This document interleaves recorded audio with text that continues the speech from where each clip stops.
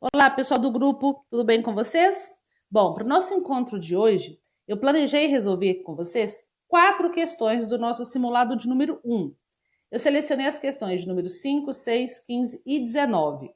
Por que eu selecionei essas questões? São conteúdos que caem com bastante frequência no vestibular, então eu achei interessante abordar esses temas com vocês.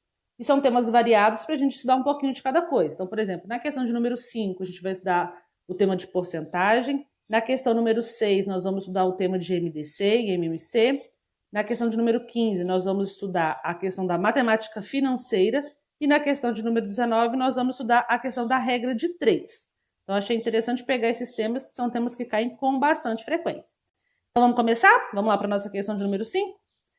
A questão de número 5 diz o seguinte: numa universidade são lidos apenas 2 jornais, X e Y. 80% dos alunos leem o jornal X e 60% o jornal Y. Sabendo que todo aluno é leitor de pelo menos um dos jornais, assinale a alternativa que corresponde ao percentual de alunos que leem ambos. Bom, vamos começar então a resolver nossa questão. Primeiro, vamos destacar aqui alguns pontos importantes. Nós sabemos a porcentagem de alunos que leem o jornal o jornal X nesse caso. Então, a gente sabe que 80% dos alunos leem o jornal X. E nós sabemos também que 60% dos alunos leem o jornal Y. Observem que, se nós somarmos essa porcentagem, que é 80 mais 60, isso vai passar de 100%. O que significa esse passar de 100%? Significa que existem alunos que leem os 2 jornais. E é exatamente o que a questão quer. A questão quer saber o percentual, aqui embaixo, quer saber o percentual de alunos que leem ambos os jornais, certo? Então, é essa porcentagem que nós temos que encontrar. Uma coisa que precisa ficar clara é o seguinte: quando a gente fala de porcentagem, o nosso total é sempre 100%. Então, por isso que nós sabemos aqui que está passando, né, uma quantidade. Bom, vamos lá. O que a gente vai fazer? Como aqui eu tenho 2 variáveis, que são alunos que leem o jornal A e alunos que leem o jornal B, ou XY, né, como foi chamado aqui, jornal X e jornal Y, observem que o nome que é dado aqui, isso aí é indiferente. O que importa é que nós temos 2 variáveis. Nesse caso, ele chamou de variável X e variável Y. Então, o que eu vou fazer? Para começar, eu vou montar aqui um diagrama para fazer a nossa interseção. O que seria esse diagrama?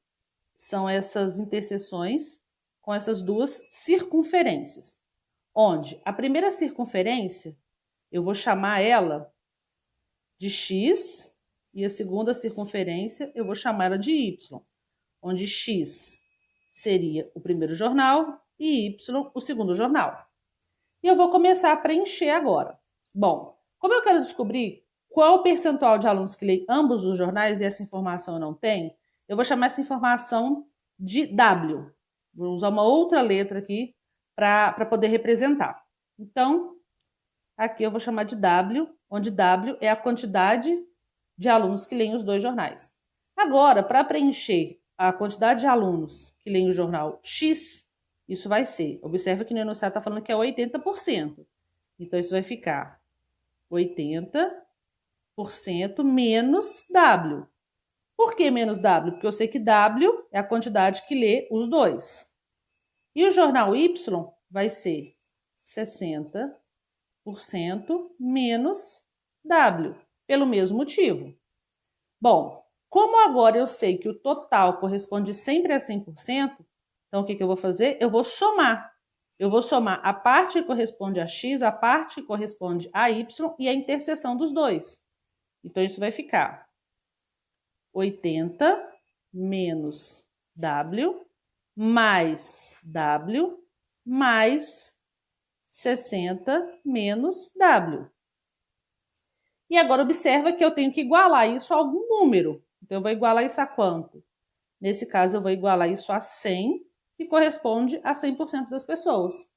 Agora que a gente caiu numa equação de primeiro grau, a gente vai resolver. Eu posso simplificar esse W com esse, já que eles são iguais com o sinal trocado, e vou fazer letra para um lado, número para o outro. Então, isso vai ficar menos W mais 140 é igual a 100, Então, menos W é igual a 100 menos 140.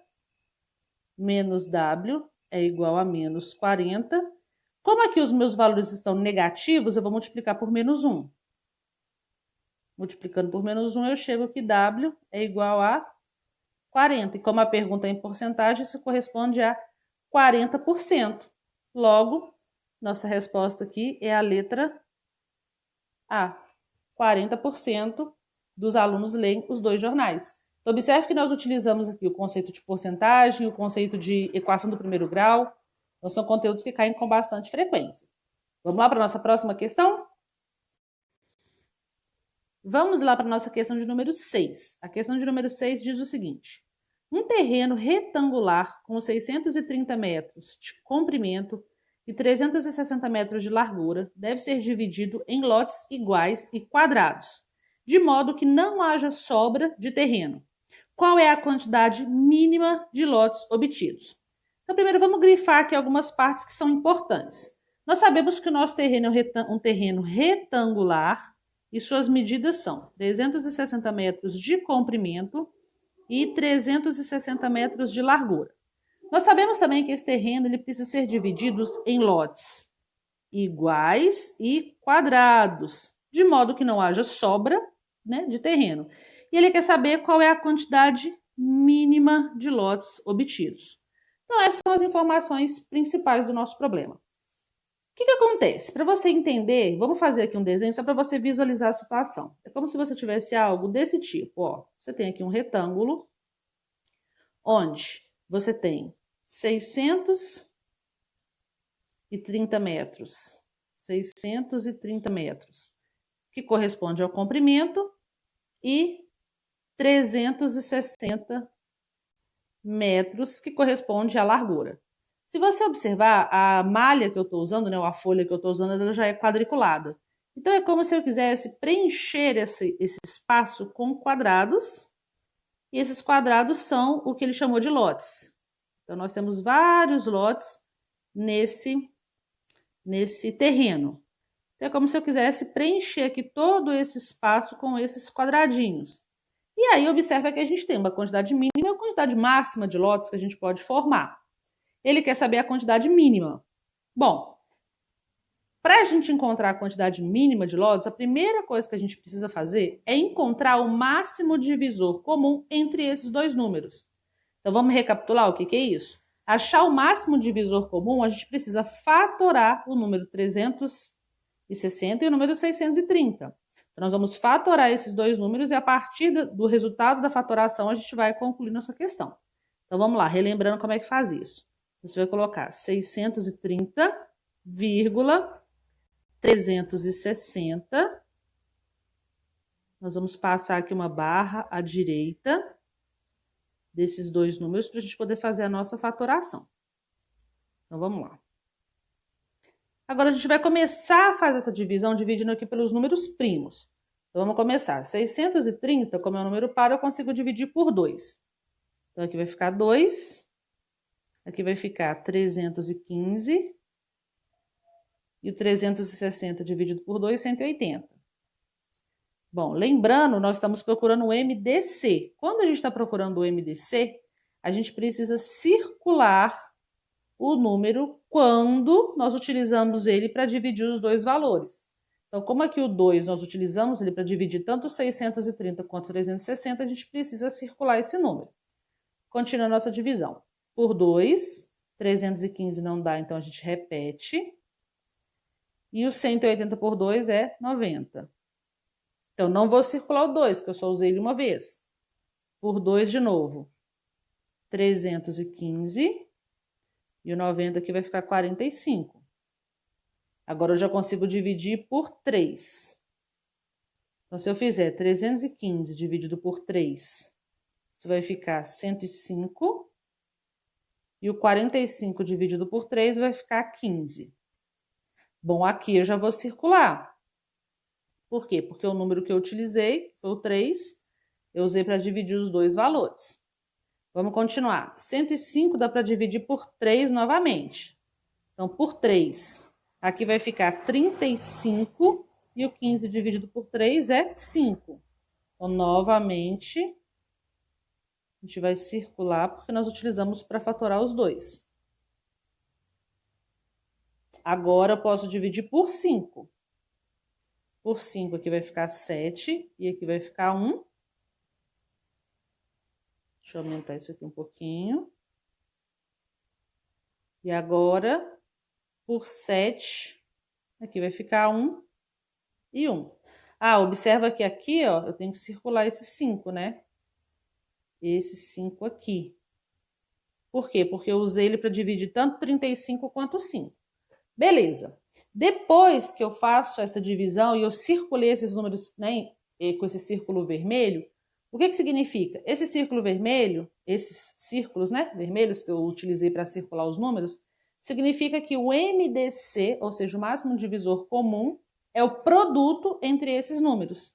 Então, ou seja, nós temos aqui que o MDC entre 630 e 360 é igual a 2 vezes 3 ao quadrado vezes 5.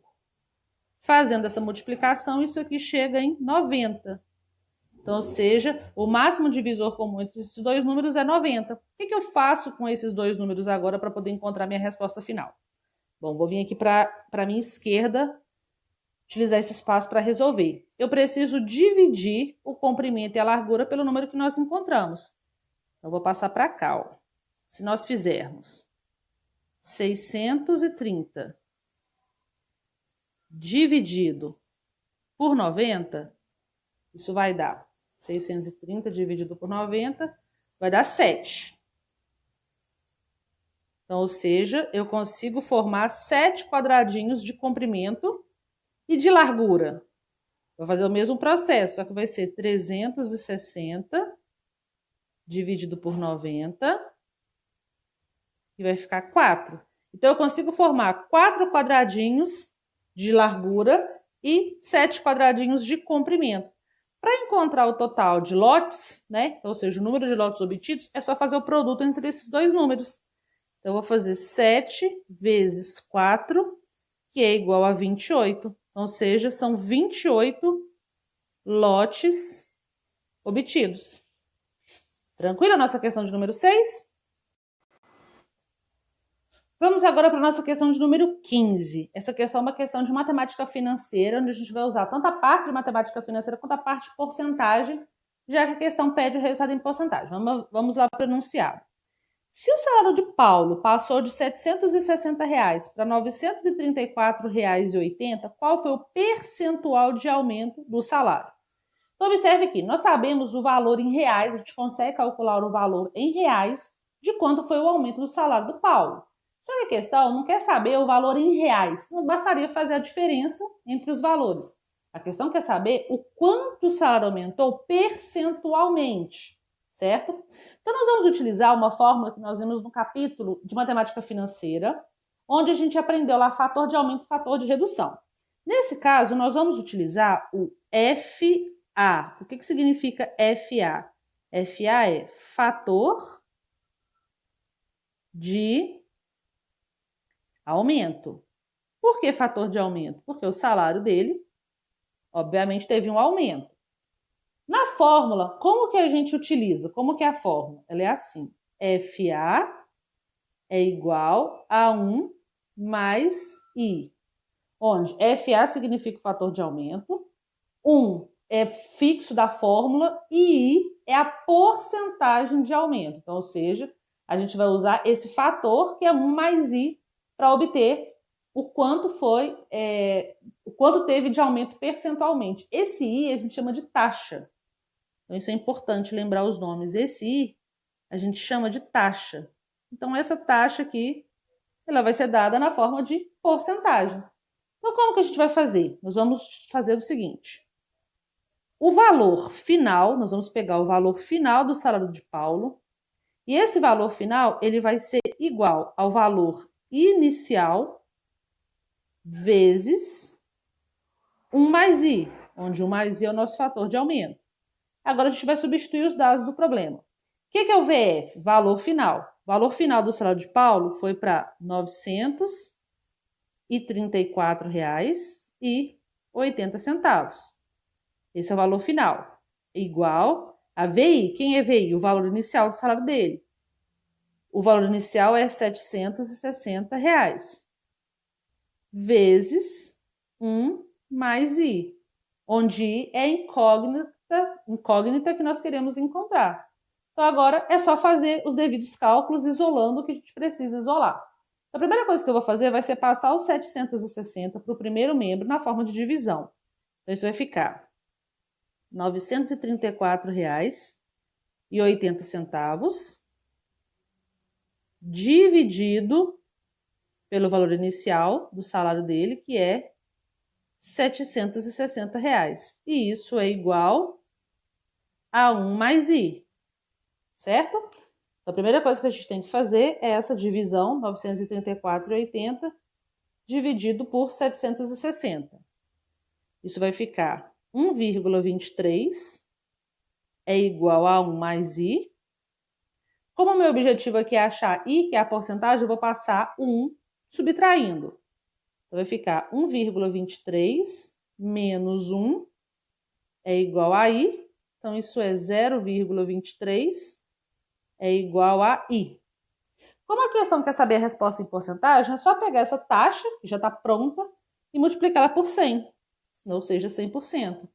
Então, 0,23 vezes 100% é o nosso I. Então, isso corresponde a 23%. Então, ou seja, nossa resposta aqui é a letra D. Finalmente, chegamos aqui na nossa questão de número 19, que é uma questão de regra de 3. Essa questão é uma regra de 3 composta. Vocês vão entender por quê. Primeiro, vamos lá para o enunciado. Trabalhando 6 horas por dia, durante 10 dias, 12 operários constroem 3 quilômetros de uma estrada. Quantos operários com a mesma eficiência dos primeiros são necessários para construir 14 quilômetros dessa mesma estrada, trabalhando 7 horas por dia durante 15 dias? Então, observa que essa questão é uma questão de regra de 3 composta, porque nós temos 4 informações ou 4 variáveis no problema.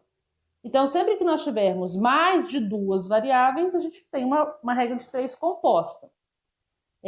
Vamos lá. Como que a gente faz para resolver? Primeira coisa, a gente vai montar um quadro com as variáveis do problema. Quais são as variáveis nesse caso? As nossas variáveis são horas, ou seja, quantidade de horas trabalhadas. Então, horas. Nossa segunda variável é dias, quantidade de dias que os operários trabalham. Os operários, né, que é a quantidade de operários. E a nossa última variável é quilômetro, ou seja, a quantidade em quilômetros da estrada que eles constroem. Depois que a gente preenche, né, depois que a gente anota as variáveis, a gente vem para o nosso texto e retira do texto o valor de cada uma dessas variáveis. Então, vamos começar. Trabalhando 6 horas por dia, durante 10 dias, 12 operários constroem 3 quilômetros de uma estrada. Bom, preenchemos até o primeiro ponto final. Continuando. Quantos operários, olha só, quando ele fala quantos operários, a gente já descobriu que a nossa incógnita está aqui. Então, quantos operários com a mesma eficiência dos primeiros, o que isso quer dizer? São funcionários, operários que trabalham na mesma velocidade, produzem o mesmo tanto, ou seja, isso não é uma variável a mais. Então, quantos operários com a mesma eficiência dos primeiros são necessários para construir 14 quilômetros? A gente sabe que aqui, agora a gente tem uma variável, 14 quilômetros, dessa mesma estrada, trabalhando 7 horas por dia. Então, aqui é 7, durante 15 dias. Muito bom. Montamos aqui o nosso quadro com as variáveis e os respectivos valores. Agora, o que a gente precisa fazer? A gente precisa analisar se as nossas grandezas elas são diretamente ou inversamente proporcionais. Isso é importantíssimo. Sem essa distinção, a gente não consegue montar nosso problema. Como que isso é feito? A gente vai sempre comparar uma coluna cheia. O que significa isso? Uma coluna que tem os 2 dados com a coluna de operários, nesse caso. Porque a coluna de operários é a coluna que tem X, que é a coluna que tem a nossa variável. Então, a gente vai comparar horas com operários, depois dias com operários, depois quilômetros com operários. Então, eu vou usar aqui cores diferentes só para distinguir. Vamos começar. Analisa comigo. A quantidade de horas trabalhadas, ela aumentou.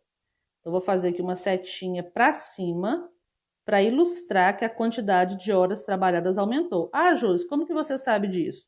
Eram 6 horas por dia, agora é 7. Então, aumentou. Se a carga horária aumentou, eu preciso de uma quantidade de operários menor. Então, aqui eu vou fazer uma setinha para baixo. Então, eu já sei que a relação horas e operários, ela é inversamente proporcional, ou seja, à medida que uma cresce, a outra diminui. Vamos mudar de cor aqui. Dias. A quantidade de dias trabalhados era 10, agora é 15. Então, também eu vou fazer uma setinha para cima. A quantidade de dias trabalhados aumentou, então é como se tivesse um prazo maior. De modo similar, se a quantidade de dias para trabalho aumentou, a quantidade de operários vai diminuir. Eu preciso de menos operários, já que eu tenho mais tempo. Eu vou fazer aqui uma setinha para baixo. E, de novo, a minha proporção aqui é inversa. E agora, por fim, vamos pegar outra cor. Eu vou comparar quilômetros com operário.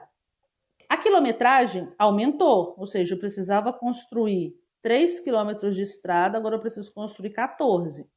Então, aumentou. Bom, se eu tenho uma quantidade de estrada maior para construir, isso significa que eu preciso de mais operários trabalhando.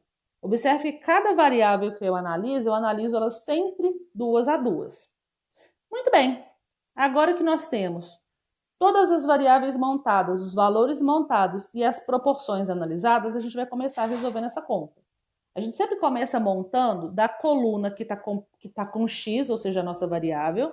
Então, nesse caso, vai ser 12 sobre X igual. E agora a gente vai analisar setinha por setinha. Eu vou falar em relação a cores que fica mais fácil de entender. Por exemplo, a setinha laranja está cada uma numa posição, ou seja, elas são inversamente proporcionais. Então, se aqui eu tenho escrito 6 sobre 7, na hora de montar a conta eu vou inverter, vai ficar 7 sobre 6.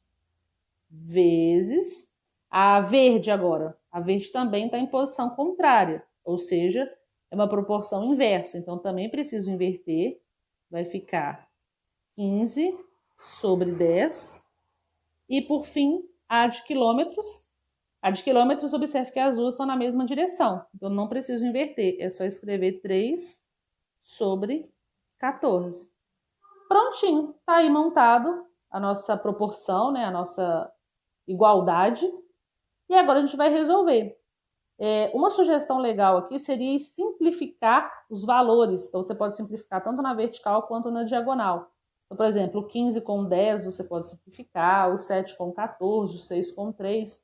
Quando você simplifica, né, todos esses valores e resolve essa equação, a gente chega aqui que x é igual a 32. Ou seja, a gente vai precisar de 32 operários para construir essa estrada dentro das condições que foram dadas. Tranquilo? Espero que tenha ficado claro essas 4 questões do nosso simulado.